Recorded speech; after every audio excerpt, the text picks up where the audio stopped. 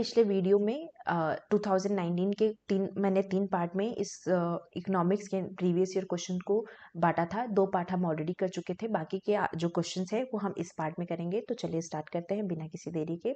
और वीडियो को सब्सक्राइब नहीं किया है तो कर लीजिएगा और बेल आइकन को भी दबा दीजिएगा ताकि आपको आने वाले सारे नोटिफिकेशन मिल सके और आपका रिविजन हो सके। क्वेश्चन है, हमें लिस्ट 1 और लिस्ट 2 दिया गया है। इसमें हमें अलग अलग डेज जो हैं जो हम सेलिब्रेट करते हैं उसके यहाँ पे मतलब डेट दी हुई है। हमें बताना है कौन सा कब कब आता है। तो सबसे पहले अगर आपको बहुत सारे नहीं आते होंगे तो सबसे अच्छा तरीका है इसमें इसको सॉल्व करने का, जो आता है वो कर लीजिए। तो वर्ल्ड इन्वायरमेंट डे मैक्सिमम लोगों को आता ही आता होगा क्योंकि 5 जून को सेलिब्रेट करते हैं। उसके बाद वर्ल्ड पॉपुलेशन डे 11 जुलाई को करते हैं। अगर इन दोनों में से हमें मिल गया तो हाँ, यानी कि हमने सही किया है। तो फर्स्ट का वर्ल्ड इन्वायरमेंट डे सेकेंड, तो फर्स्ट का सेकेंड हमें यहाँ पे मिल रहा है, ठीक है। उसके बाद हमारा डी का फर्स्ट यहीं पे मिल गया, तो फर्स्ट का सेकेंड डी का फर्स्ट, यानी कि हमारा ऑप्शन नंबर 4 करेक्ट हो गया। अब वर्ल्ड लाइफ डे कहाँ पे है? 3 मार्च में। और वर्ल्ड वाटर डे हमारा ये 22 मार्च, ठीक है। तो वाइल्ड लाइफ हमारा 3 मार्च और वाटर डे हमारा 22 मार्च। नेक्स्ट क्वेश्चन पे चलते हैं हम। Under some condition if it make no differences to efficiency whether the pollutant has a right to pollute to the victim has a right to clean air and this statement is related to। तो ये statement जहाँ भी pollution pollutant इन सब की बातें हो तो वो कॉस ने आर कॉस का बहुत अच्छा वर्क है इस पे, तो इन्होंने ही दिया है। तो ये तो आंख बंद करके लगा दीजिएगा। इसमें इन्होंने जो जितने भी हमारी प्रॉपर्टी राइट्स हैं उसके बीच में किस तरीके से दो पार्टीज अपने में म्यूचुअल अंडरस्टैंडिंग से अपनी जो चीज़ें हैं उसको ठीक कर लेती है, तो इस तरह से बहुत अलग अलग तरह के एग्जाम्पल्स इन्होंने समझाए हैं। तो ये आर कॉस का वर्क है और उसमें इनका स्टेटमेंट है आर कॉस का। नेक्स्ट क्वेश्चन है, हमें यहाँ पे लाइफ टेबल दिया हुआ है, इसको हमें कंप्लीट करना है। तो सबसे पहले तो हमें ये पता होना चाहिए कि ये लाइफ टेबल में ये जो वैल्यूज हैं ये होती क्या क्या है। तो सबसे पहले लाइफ एक्सपेक्टेंसी को EX से डिनोट करते हैं। TX हमारा बताता है total person year lived beyond age X, यानी कि एज X के बियॉन्ड कितने लोग जिए हैं। LX हमें बताता है कि किसी एज X और X+1 के बिटवीन कितने लोग जिए हैं। DX हमें नंबर ऑफ डेथ्स बताता है, यानी X और X+1 के बीच में नंबर ऑफ डेथ कितनी हुई है। और LX हमें बताता है number of survival of age X, यानी कि कितने लोगों ने मतलब नंबर ऑफ सर्वाइवल है एज X का। और एक और यहाँ पे होता है QX हमें बताता है probability of death at age X, ठीक है। तो ये अलग अलग हो गया, इसके अलग अलग फॉर्मूले भी सबके होते हैं। तो यहाँ पे मैं सारे फॉर्मूले को डिस्कस नहीं करूंगी क्योंकि क्वेश्चन में हमें पूछा है which of the item completes the life table, हमें बस EX ही निकालना है, बाकी तो हमने सब ऑलरेडी निकाल के दिया हुआ है। तो EX का फॉर्मूला जो है वो होता है हमारा TX अपॉन LX, ठीक है। ये हमारा EX का फॉर्मूला होता है। तो इसी फॉर्मूले को हम सॉल्व कर लेंगे TX अपॉन LX। तो TX की वैल्यू दी है 485000 और LX की जो वैल्यू है वो दी है 90000। तो ये जीरो से ये सारे जीरो, तीनों जीरो कैंसिल और ये जीरो से ये कैंसिल। अब इसको जब हम डिवाइड करेंगे तो 9 5 ज़ा 45, अगर हम इसको डिवाइड कर लेते हैं यहाँ पे 45, ये 3 और 5 ना 27, ठीक है। तो यानी कि 53.89 हमारा ये आएगा, ऑप्शन हमारा थर्ड करेक्ट हो जाएगा, ठीक है। तो इस तरीके से हम इसको निकालते हैं। नेक्स्ट क्वेश्चन पे चलते हैं। ये हमें दिया हुआ मैच ऑफ द फॉलोइंग में, यहाँ पे हिंदी में है, यहाँ पे इंग्लिश में है। तो ये पॉपुलेशन की कुछ थ्योरीज हैं जिसको आप बहुत रेयर लोगों ने पढ़ा होगा, बट मैंने अपने PG में ये पढ़ा है। ये सारी थ्योरीज मैंने पढ़ी है। हमारे एक वो पॉपुलेशन में की स्पेशली ये सारी थ्योरीज वहाँ पे मेंशन्ड है, मैक्सिमम लोगों ने पढ़ी होगी अगर याद हो तो।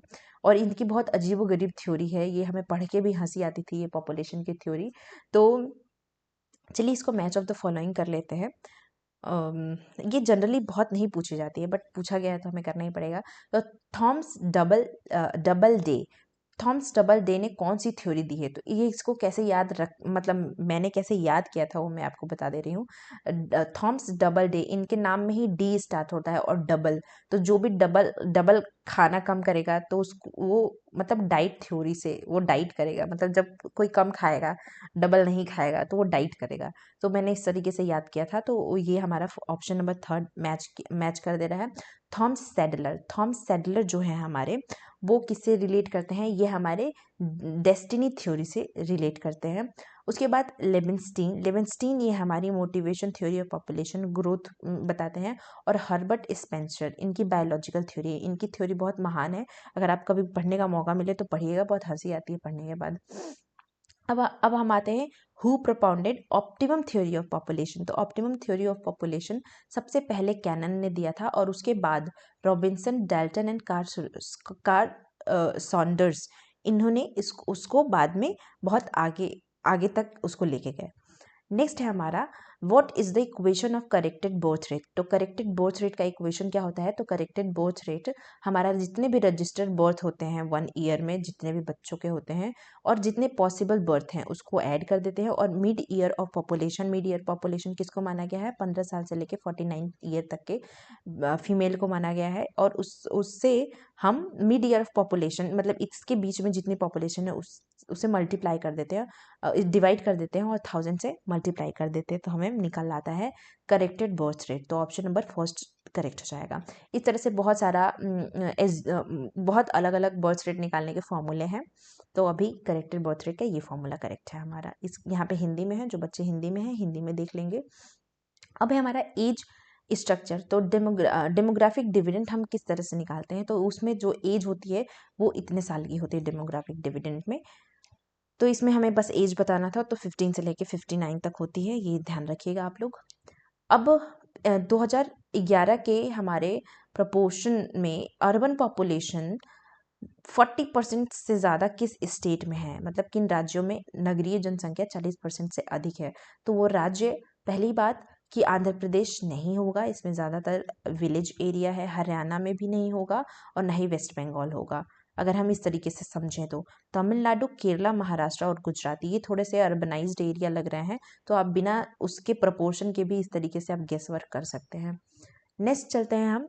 Second national commission on labour has recommended a 3-टायर सिस्टम इंक्लूडिंग। तो जो हमारे सेकेंड नेशनल कमीशन है लेबर के अलग अलग कमीशंस बनाए गए, लेकिन हमें पूछा गया है कि जो सेकेंड नेशनल कमीशन है उसको कैसे अलग अलग बताया गया है। तो second national commission for labour 1999 में आया था। इसमें कुछ रिकमेंडेशन दिए हैं, अलग अलग तरीके के रिकमेंडेशन दिए हैं।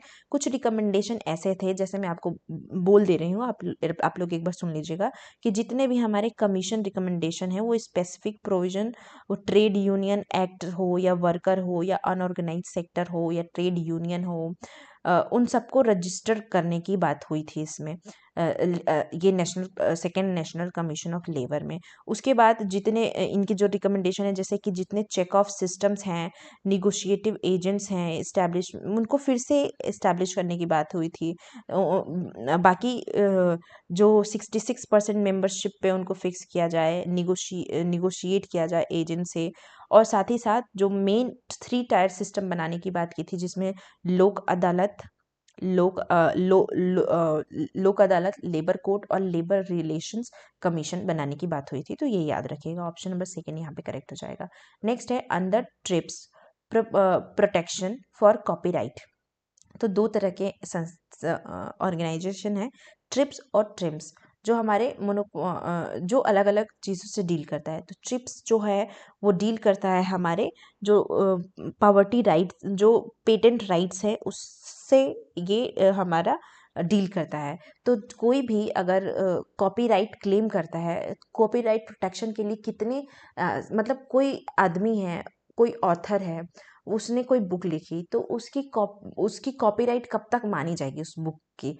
तो अगर वो मर जाता है, उसके मरने के 50 साल तक उसी की कॉपीराइट मानी जाती है। तो ये 50 साल यहाँ पे करेक्ट हो जाएगा अकॉर्डिंग टू ट्रिप्स प्रोटेक्शन। तो इसको ध्यान में रखिएगा। नेक्स्ट क्वेश्चन पे हम चलते हैं कि national food security law covers. तो नेशनल फूड सिक्योरिटी लॉ क्या कवर करती है? तो सबसे पहले तो आपको पता होना चाहिए कि नेशनल फूड सिक्योरिटी लॉ कब आई। तो नेशनल फूड सिक्योरिटी जो लॉ है या एक्ट है, ये 2013 में लाई गई और इसको हम राइट टू फूड एक्ट भी कहते हैं, जिसमें 75% रूरल पॉपुलेशन को कवर किया गया और यहाँ पे रूरल अर्बन भी पूछा जा सकता है, तो और 50% अर्बन पॉपुलेशन को कवर किया गया। याद रखिएगा, इसमें अलग अलग तरह के चीज़ें इंक्लूड है। अगर हम प्राइस की बात करें तो वीट की जो प्राइस है वो पर केजी 3 रुपीज़ है, राइस 2 रुपीज़ वीट है पर केजी, और जो सीरियल्स है मोटे अनाज है वो 1 रुपये पर केजी मोटे अनाज है। तो ये हमारा राइस है और ये हमारा वीट है, इस तरीके से है। तो 75% रूरल पॉपुलेशन को और 50% अर्बन पॉपुलेशन को कवर किया गया है, ये ध्यान रखिएगा। अब आते हैं which of following is not a part of PM Kisan Samman Nidhi scheme as announced on 1 Feb 2019। ठीक है, तो 1 फरवरी 2019 को ये स्कीम अनाउंस की गई थी। इसमें बताने कि कौन सा इसका पार्ट नहीं है। ठीक है, all farmers have land holding up to 2 hectares are eligible under the scheme. तो यस, ये है। इसमें जो भी दो हेक्टेयर से ज़्यादा लैंड को होल्ड करते हैं वो सारे फार्मर्स इसके लिए एलिजिबल है। सही है, ये स्कीम अप्लीकेबल हुई थी 1 अप्रैल 2019 में। तो ये तो वैसे भी गलत हो गया, यहाँ पे ऑलरेडी दे भी दिया है कि कब अनाउंस की गई थी और अप्लीकेबल भी उसी टाइम की गई थी। तो ये ही हमारा ऑप्शन नंबर 2 करेक्ट हो जाएगा, बाकी कुछ देखना ही नहीं है। और बाकी गवर्नमेंट ट्रांसफर 6 मतलब गवर्नमेंट ने ये बोला था कि वो 6,000 जो है बैंक ट्रांसफ़र करेंगे जितने भी बेनिफिशरीज हैं, और मनी को मतलब 3 इंस्टॉलमेंट में दिया जाएगा 2-2 हज़ार करके। उसके बाद नेक्स्ट क्वेश्चन है हमारा, which of following is not correct with reference to service sector of Indian economy. तो इंडियन इकोनॉमी के रेफरेंस में, सर्विस सेक्टर के रेफरेंस में कौन सा सही नहीं है? तो सर्विस सेक्टर चलिए देखते हैं, ध्यान से पढ़ेंगे तो समझ में आ जाएगा। Service sector has a largest share of in GDP. तो येस, हमारे 3 सेक्टर हैं, प्राइमरी सेक्टर, सेकेंडरी सेक्टर और टर्शरी सेक्टर, जिसको हम सर्विस सेक्टर भी कहते हैं। तो टर्शरी सेक्टर का जीडीपी में शेयर ज़्यादा है इन दोनों के कंपैरिजन में, तो ये तो हमारा करेक्ट है। हमें नॉट करेक्ट पूछा है। Service sector has highest share in employment. क्या सर्विस सेक्टर का एम्प्लॉयमेंट में भी हाईएस्ट शेयर है? तो ये तो सोचने वाली बात है। हाईएस्ट शेयर एम्प्लॉयमेंट में तो नहीं है, जीडीपी में है मानते हैं, लेकिन एम्प्लॉयमेंट में नहीं। ये हमें मिल गया, गलत आंसर यही है। नेक्स्ट और पढ़ लेते हैं, क्या पता कुछ और भी इधर उधर दे दिया हो। Service sector growth has been higher than growth of agriculture sector. क्या सर्विस सेक्टर का ग्रोथ ऑफ एग्रीकल्चर सेक्टर से ज़्यादा है? तो येस, ये तो करेक्ट है। प्रोडक्टिविटी पर worker in service sector is highest. तो ये सर्विस सेक्टर में पर वर्कर की प्रोडक्टिविटी ज़्यादा है, जबकि एग्रीकल्चर सेक्टर में हमें डिस्गाइज अनएम्प्लॉयमेंट देखने को मिलता है और सर्विस सेक्टर में भी हमें कम ग्रोथ देखने को मिलती है, सेकेंडरी सेक्टर में भी। तो हमारा ऑप्शन नंबर 2 हमारा करेक्ट होगा, क्योंकि हमें नॉट करेक्ट पूछा था। और सर्विस सेक्टर में लार्जेस्ट शेयर ऑफ एम्प्लॉयमेंट नहीं है, सबसे ज़्यादा लार्जेस्ट शेयर ऑफ एम्प्लॉयमेंट किस में है? एग्रीकल्चर सेक्टर में। ठीक है, तो हमारा ऑप्शन नंबर 2 करेक्ट हो जाएगा। नेक्स्ट है, the RBI made Indian rupee fully convertible in a current account transactions related to the good and services. तो आरबीआई ने कब इंडिया के रुपये को फुली कन्वर्टेबल बना दिया था? तो 1994 में बना दिया था। इसमें कुछ समझाने वाली बात नहीं, 1994 इसका करेक्ट ऑप्शन है।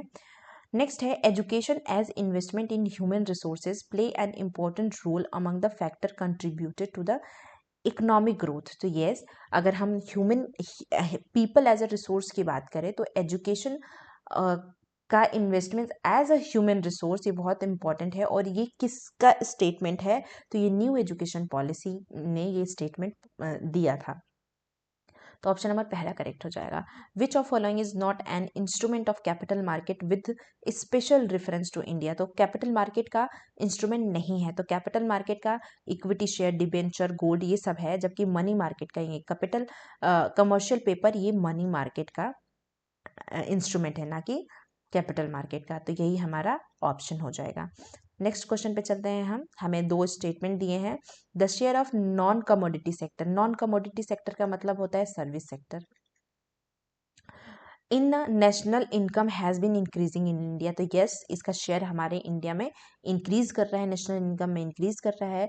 Industry and agriculture sector has been growing at relatively slower pace in India, तो यस सर्विस सेक्टर के स्लोअर पेस में ये ग्रो कर रहा है एग्रीकल्चर सेक्टर और इंडस्ट्री सेक्टर, तो ये दोनों करेक्ट है और ये रीज़न भी करेक्ट एक्सप्लेन कर रहा है हमारे फर्स्ट वाले असर्शन को, तो ऑप्शन नंबर फर्स्ट करेक्ट हो जाएगा। नेक्स्ट चलते हैं हमें बाइनोमियल डिस्ट्रीब्यूशन की probability of trials and success को एक ऑर्डर में बताना है, तो ये जब हम बाइनोमियल डिस्ट्रीब्यूशन पढ़ते हैं, ये मैंने पूरा आप लोगों को बाइनोमियल डिस्ट्रीब्यूशन, पॉइजन डिस्ट्रीब्यूशन, ये प्रोबेबिलिटी में ऑलरेडी पढ़ाया है, आप देखिएगा। स्टैटिस्टिक्स के मैंने स्टैटिस्टिक्स और इकोनोमेट्रिक्स की मैंने सारी वीडियोस डाली हैं, जो भी हमसे पूछा जाता है उस अकॉर्डिंग मैंने डाला है, आप उसको ज़रूर देखिएगा। तो ये इस फॉर्म में, इस ऑर्डर में नंबर ऑफ ट्रायल्स और सक्सेशन है एंड नंबर ऑफ ट्रायल्स, इस तरीके से हम बाइनोमियल डिस्ट्रीब्यूशन में लिखते हैं। आप मुझे पॉइजन डिस्ट्रीब्यूशन का लिख के दिखाइएगा, और किस डिस्ट्रीब्यूशन में, बाइनोमियल और पॉइजन के किस डिस्ट्रीब्यूशन में मीन और वेरिएंस सेम होता है, ये भी मुझे कमेंट सेक्शन में ज़रूर बताइएगा, ये आपका होमवर्क है। नेक्स्ट क्वेश्चन पे हम चलते हैं, the correct relationship among arithmetic mean, geometric mean and harmonic mean, तो जब हम सेंट्रल ऑफ टेंडेंसी पढ़ते हैं तो हम arithmetic mean, geometric mean and harmonic mean पढ़ते हैं। अब इसमें कौन सा रिलेशनशिप करेक्ट है, तो हमेशा ज्योमेट्रिक मीन जो है वो क्या होगा, इसके अंडर रूट हार्मोनिक मीन और इसके मल्टीप्लिकेशन अर्थमेटिक मीन के होता है। इसको हम एक दूसरे तरीके से भी लिख सकते हैं, जब ये अंडर रूट हटाएंगे तो ज्योमेट्रिक मीन पे स्क्वायर आ जाएगा और ये हमारा HM इंटू AM, हम इस तरीके से भी लिख सकते हैं। तो थर्ड में हमें ये वाला दिख रहा है फॉर्म, थर्ड हमारा ऑप्शन करेक्ट हो जाएगा। नेक्स्ट क्वेश्चन है हमारा, for a moderately skewed the value of mode, हमें Z की वैल्यू दी है 10, मीडियन यानी कि हमें M की वैल्यू दी हुई है 20 और हमें मीन फाइंड करना है, X फाइंड करना है। तो अगर आपको ये इसका एक फॉर्मूला पता होगा कि mode equal to 3 median minus 2 mean X, तो हमें ये X निकालना है, तो इसको हम कैसे निकालेंगे, चलिए निकाल लेते हैं। ये Z इधर जाएगा और इसको हम इधर भेज देते हैं, तो 2M is equal to 3M minus Z, और हमें M ये X है, सॉरी X हमें फाइंड आउट करना है, तो X equal to 3M minus Z upon 2। तो चलिए 3M की वैल्यू हमें 20 दी है, 20 से माइनस कर देंगे, Z की वैल्यू 10 दी है अपॉन 2, तो ये 60 हो जाएगा, 60 माइनस 10 अपॉन 2 और 50 अपॉन 2 इज इक्वल टू 25। तो आंसर हमारा थर्ड एकदम करेक्ट हो जाएगा, 136 का ऑप्शन नंबर थर्ड करेक्ट हो जाएगा। नेक्स्ट है हमारा standard error of a sample mean, जिसको हम X बार से डिनोट करते हैं, in random sampling for infinite population और a random sampling with replacement is given by, तो हमेशा जब हमें सैम्पल एरर निकालना होता है और वो भी सैम्पल मीन का रैंडम सैम्पलिंग में, तो स्टैंडर्ड एरर निकालने का फॉर्मूला होता है sigma upon under root sigma, जिसको हम स्टैंडर्ड डेविएशन भी बोलते हैं, अंडर रूट n, इस फॉर्मूले से हम निकालते हैं। देख लेते हैं, स्क्वायर नहीं होगा, ये इधर अंडर रूट नहीं होगा, अंडर रूट तो होगा लेकिन स्क्वायर नहीं होगा, ये क्यूब नहीं होगा, यस फोर्थ वाला ऑप्शन हमारा एकदम करेक्ट है। नेक्स्ट ये इसका हिंदी में है। अब हम चलते हैं, when the null hypothesis is there is an equality the level of significance is making, level of significance is the probability of making, तो जब हमारा नल हाइपोथेसिस इक्वालिटी यानी कि ये हमें क्या बता रहा है कि हमने नल हाइपोथेसिस हमें हमें एक्सेप्ट करना चाहिए बट हमने एक्सेप्ट नहीं किया, हमने इसको रिजेक्ट कर दिया, तो वो टाइप 1 एरर का पार्ट होगा, तो ऑप्शन नंबर सेकंड हमारा करेक्ट हो जाएगा। नेक्स्ट हम चलते हैं, हमें रिग्रेशन एनालिसिस करना है, कोएफिशिएंट ऑफ रिग्रेशन हमें दिया हुआ है, तो जब हम रिग्रेशन लाइन, ये मैंने इकोनोमेट्रिक्स में और ये सब कुछ मैंने कराया है, आप उसको ज़रूर देखिएगा। ये रिग्रेशन कोएफिशिएंट हमें BXY दिया हुआ है 0.6, एक तो होता है कोरिलेशन कोएफिशिएंट, और उसी का जब हम स्क्वायर कर देते हैं तो रिग्रेशन कोएफिशिएंट मिल जाता है। तो सबसे पहले हम इससे कोरिलेशन कोएफिशिएंट निकाल लेते हैं, तो कोरिलेशन कोएफिशिएंट निकालने का तरीका ये होता है 0.6 इंटू 0.8, हमने इसका कोरिलेशन कोएफिशिएंट निकाल लिया, तो ये हमें मिल जाएगा 8 6 48, 48, ठीक है। तो ये इस तरीके से हुआ। अब ये इसका जब हम स्क्वायर कर देंगे तो 48.48 आएगा, और हमें परसेंटेज में निकालना है तो 100 से मल्टीप्लाई कर देंगे तो 48% हमारा आ जाएगा। तो ऑप्शन नंबर बी हमारा करेक्ट हो जाएगा। नेक्स्ट क्वेश्चन पे चलते हैं। हमें इसको मैच ऑफ द फॉलोइंग करनी है, यहाँ पे हिंदी में है, यहाँ पे इंग्लिश में है। तो गॉस मार्को थ्योरम में हम क्या करते हैं, तो गॉस मार्को थ्योरम हमें जो है वो कौन सी प्रॉपर्टी प्रोवाइड करता है, ब्लू प्रॉपर्टी प्रोवाइड करता है। ये सब कुछ मैंने इकोनोमेट्रिक्स में करवाया हुआ है। कोइफिशिएंट ऑफ डिटर्मिनेशन हम आर स्क्वायर को कहते हैं। जब हमारा H0 B2 0 के इक्वल हो, H0 B3 70 के इक्वल हो, उसको हम वन साइड टेस्ट कहते हैं। और हेट्रोस्कैडिसिटी को फाइंड आउट करने के कई सारे टेस्ट होते हैं। तो गोल्ड फील्ड क्वांट टेस्ट हेट्रोस्कैडिसिटी को फाइंड करने का एक टेस्ट है।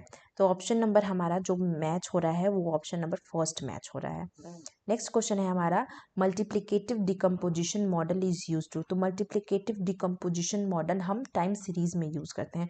ये भी मैंने ऑलरेडी पढ़ाया हुआ है आपको, इकोनोमेट्रिक्स सीरीज में जाके आप देखिएगा, मेरे इसी चैनल के प्लेलिस्ट में जाके देखिएगा, इकोनोमेट्रिक्स नाम से है, उसमें आपको मिल जाएगा ये सारा कुछ। अब हमें इसको मैच करना है, तो स्क्यूनेस किससे मैच करेंगे, स्क्यूनेस यानी कि जब हमारी ये सब में मैंने आपको स्टेटिस्टिक्स में पढ़ाया है, जब हमारा ये वैल्यू स्क्यूड होता है ना एक दूसरे से ऐसे, सॉरी ये मैं आपको किटोसिस बता दे रही हूँ, स्क्यूनेस हम इसको कहते हैं, लेफ्ट और राइट स्क्यूड, यानी कि जब दोनों एकदम मैच ना हो, लैक ऑफ सिमिट्री हो, उसको हम स्क्यूनेस कहते हैं। वेरिएंस, अर्थक्वेक और एफ टेस्ट हम कैसे निकालते हैं, तो वेरिएंस हमारा ये क्या बताता है, डिस्पर्जन को बताता है ये, हाँ, तो इससे हम मैच कर लेते हैं। स्क्यूनेस फर्स्ट फोर्थ, हमें फोर्थ मिल गया यहीं पे, फर्स्ट का फोर्थ इस ऑप्शन में, तो यही करेक्ट होगा। बी का फर्स्ट हो गया हमारा, सी का सेकंड रैंडम वेरिएशन, और रेशियो ऑफ वेरिएंस हम एफ टेस्ट से निकालते हैं। नेक्स्ट क्वेश्चन है, हमें डिटर्मिनेंट निकालना है, वो निकालना है। डिटर्मिनेंट हम कैसे फाइंड आउट करेंगे, तो चलिए डिटर्मिनेंट भी फाइंड आउट कर लेते हैं। तो डिटर्मिनेंट निकालने का फॉर्मूला होता है, ये हमें एक मैट्रिक्स दिया हुआ है, और डिटर्मिनेंट को हम इस तरीके से डिनोट करते हैं। तो मैट्रिक्स हमें जो दी हुई है उसी के हिसाब से हम करते हैं। तो जो हमारी ऊपर है, ऊपर की एक वैल्यू को लेते हैं, मैं आपको बता दे रही हूँ। पहले हम जब इसको लेंगे, इस 6 को लेंगे, तो ये इसको हम कैंसल आउट कर देंगे। इन दोनों, ये जो दो हैं, इसको हम क्रॉस मल्टीप्लाई करके ऐड कर देते हैं। तो हमने 6 लिया, ठीक है, 6 लिया, फिर -11 इंटू -2, फिर हम प्लस कर लेंगे, ठीक है, प्लस कर देंगे, फिर हम -5 इंटू -5 कर देंगे, ठीक है। अब हम क्या करेंगे, जब हम पहली बार 6 को लिए तो पॉजिटिव लिया, अब इसको हम निगेटिव में लेंगे और फिर इसको पॉजिटिव में लेंगे, ये तरीका चलता है डिटर्मिनेंट निकालने का। तो अब हमारा ये आया निगेटिव में 5। जब हम 5 वाले को लेंगे तो हमारी ये रो कैंसिल हो जाएगी, और ये 3 और ये 3 और ये -5 और -5 का हम ऐसे मल्टीप्लाई कर देंगे, क्रॉस मल्टीप्लाई, ठीक है। तो जब हमने ये लिया, तो ये लिया माइनस साइन के साथ, -5, तो इसको हम कैंसिल कर देंगे। अब 3 इंटू -2, तो 3 इंटू -2, ठीक है। फिर हम क्या करेंगे, 3 इंटू -2 माइनस, सॉरी यहाँ पे हम माइनस करते हैं, मैंने यहाँ पे प्लस कर दिया है, ये माइनस करते हैं। फिर उसके बाद -5 इंटू 3, ठीक है। अब हम क्या करेंगे, अब हम ये थर्ड वाला लेंगे, फिफ्थ वाला, तो +5 में लेंगे, +5। और अब जब हम फिफ्थ लेंगे तो ये वाली रो को कैंसिल आउट कर देंगे और इन दोनों को क्रॉस मल्टीप्लाई करके माइनस कर देंगे। तो ये हमारा आ गया -5 इंटू 3 -11 इंटू 3।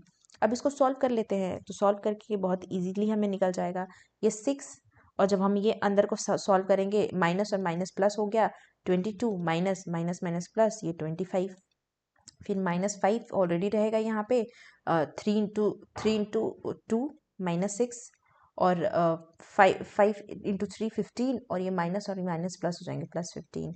अब +5, अब यहाँ पे क्या हो जाएगा, -5 और -5 और 3 -15, और ये माइनस, और ये प्लस हो जाएगा, और 11 इंटू 3 33, तो ये +33। अब बस इसको और सॉल्व कर लेते हैं। तो जब हम इसको सॉल्व करेंगे तो ये हमारा कितना आ जाएगा, ये इसको मैं और जल्दी से सॉल्व कर देती हूँ। तो ये हमारा फिर हम इसको इससे मल्टीप्लाई कर देंगे, इसको इससे मल्टीप्लाई कर देंगे, और नहीं करना है तो डायरेक्टली करिए। 6 इंटू -3 जो कि हमारा क्या आ जाएगा -18, फिर माइनस यहाँ पे लिखे 15 -6, तो 15 -6 हम जब करेंगे तो हमारा आ जाएगा 9 इंटू 5 45, तो -45, तो यहाँ पे -45 हमने यहाँ पे किया -5 इंटू 9। अब यहाँ पे +5 और ये -15 और 33 क्या हो 33 क्या हो जाएगा। अब 33 में से हम 15 को माइनस कर देते हैं, तो 15 को माइनस कर देंगे तो 17 आएगा, तो 17 इंटू 5 ये माइनस में ही रहेगा, तो ये हमारा फिर से माइनस में ये माइनस में था और ये हमारा माइनस वो 90 आ जाएगा। अब हम इसको सॉल्व कर लेते हैं। जब हम इसको सॉल्व करेंगे तो ये -3 और ये प्लस बन गया, ठीक है, ये प्लस बन गया और ये प्लस में ही था, ठीक है। अब हम इसको सॉल्व कर लेते हैं, तो 45 और 18 हमारा हो जाएगा 8 13 और ये 1 4 5 6 63 और 90 में से माइनस कर देंगे 63 को, तो हमारा बचेगा 7 और 8 में से 27, तो हमारा ऑप्शन नंबर ये थर्ड करेक्ट हो जाएगा 27। तो आई होप आप लोगों को इसको मैंने पूरे तरीके से इसको सॉल्व कराया है, तो आप इसको ईजिली कर सकते हैं। नेक्स्ट है हमें ए आर दिया है 15, एम आर दिया हुआ है 5 और हमें इलास्टिसिटी निकालनी है। तो जब हमें ए आर और एम आर दिया हो तो उसका फॉर्मूला होता है इलास्टिसिटी निकालने का A R upon A R minus M R, ठीक है। बस इसको वैल्यू पुट कर दीजिए 15 - 5, तो ये आ जाएगा 15/10 और हमारा आंसर क्या आ जाएगा 1.5, तो आंसर नंबर सेकेंड हमारा करेक्ट हो जाएगा। नेक्स्ट क्वेश्चन पे चलते हैं हम। Differential equation is concern with, तो डिफरेंशियल इक्वेशन हमेशा डिस्क्रिएट चेंज होते हैं। इसमें डिफरेंशियल इक्वेशन में ऐसे 2.5x या 3 ऐसे नहीं होता है, डिस्क्रिएट वैल्यू होती है, यानी कि 2 3 4 ऐसे वैल्यूज दी जाती है, इसको हम डिस्क्रिएट कहते हैं। कंटिन्यूअस में हम पॉइंट में वैल्यू लेते हैं, तो ऑप्शन नंबर पहला यहाँ पे करेक्ट हो जाएगा। Linear programming problem can be solve by using, तो लीनियर प्रोग्रामिंग प्रॉब्लम हम सिंप्लेक्स मेथड से करते हैं। दो मेथड होते हैं, ग्राफिकल मेथड, एक सिंप्लेक्स मेथड, तो लीनियर प्रोग्रामिंग हम सिंप्लेक्स मेथड से करते हैं। नेक्स्ट क्वेश्चन पे चलते हैं हम। In open economy input output model, तो input output model determined by, तो इनपुट आउटपुट मॉडल को भी निकालने के दो तरीके होते हैं, लेकिन ओपन इकोनॉमी में हम उसको हॉकिन साइमन कंडीशन के द्वारा फाइंड आउट करते हैं, तो ऑप्शन नंबर फर्स्ट हमारा करेक्ट हो जाएगा।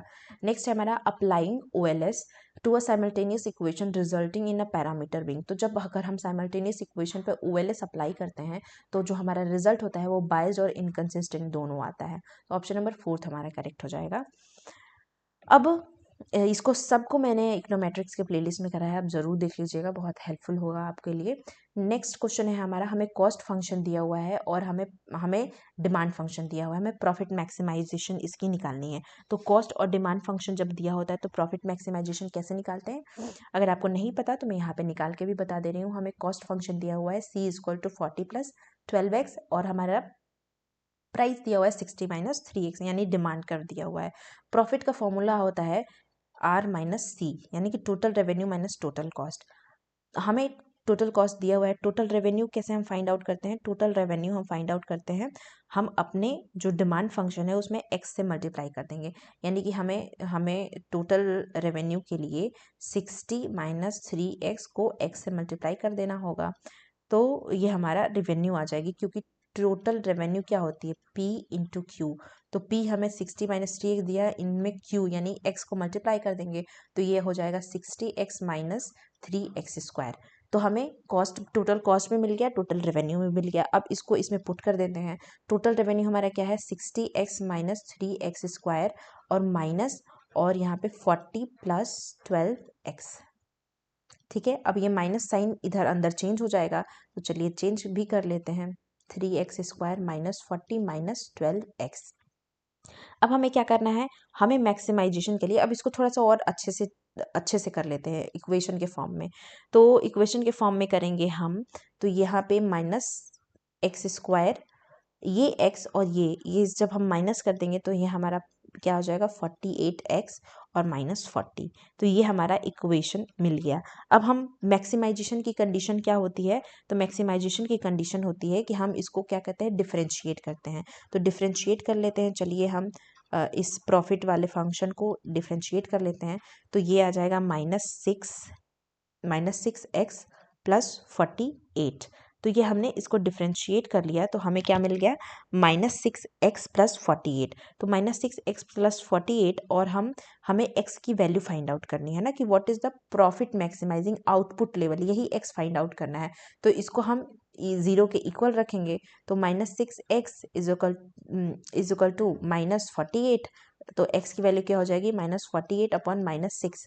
ये इससे कैंसिल हो जाएगा, और 6 की टेबल में कितनी बार में आता है, 8 टाइम्स में। तो x की वैल्यू क्या हो जाएगी, 8। तो यही हो जाएगा हमारा आंसर नंबर 8, जो कि करेक्ट है। अब हम चलते हैं नेक्स्ट क्वेश्चन की तरफ, जो कि हमारा लास्ट क्वेश्चन होगा कि अ simultaneous equation model is exactly identified if. तो एग्जैक्टली आइडेंटिफाइड कब होगा हमारा साइमल्टेनियस इक्वेशन मॉडल, ये सब कुछ मैंने अपने इकोनोमेट्रिक्स के वीडियो में ऑलरेडी बताया है, तो आप उसको ज़रूर देखिएगा। बाकी मैं यहाँ भी आपको समझा दे रही हूँ कि एग्जैक्टली आइडेंटिफाइड तब होगा जब हमारा unique numerical value structural parameter में ऑब्टेन्ड हो जाए। तो अब स्ट्रक्चरल पैरामीटर क्या होता है, यूनिक न्यूमेरिकल वैल्यू क्या होती है, आप उसको ज़रूर जाके देखिएगा साइमल्टेनियस इक्वेशन के वीडियो में। इकोनोमेट्रिक्स को मैंने सारे प्लेलिस्ट के तौर पर लगाया है, तो आप उसमें से जाके देख सकते हैं। आपको जो भी समझना है, अगर जो भी डाउट्स होगा आप पूछ भी सकते हैं। तो हमारा ऑप्शन नंबर यहाँ पे फर्स्ट करेक्ट हो जाएगा। जो बच्चे हिंदी में है वो यहाँ पे देख सकते हैं। तो ऑप्शन नंबर फर्स्ट हमारा करेक्ट है। तो आज के लिए इतना ही। Thank you so much. अब हमने जून 2019 के क्वेश्चन को कंप्लीट कर लिया है। अब हम दिसंबर 2019 के क्वेश्चन को नेक्स्ट वीडियो में करेंगे। तो आज के लिए इतना ही। Thank you so much and stay tuned for next video.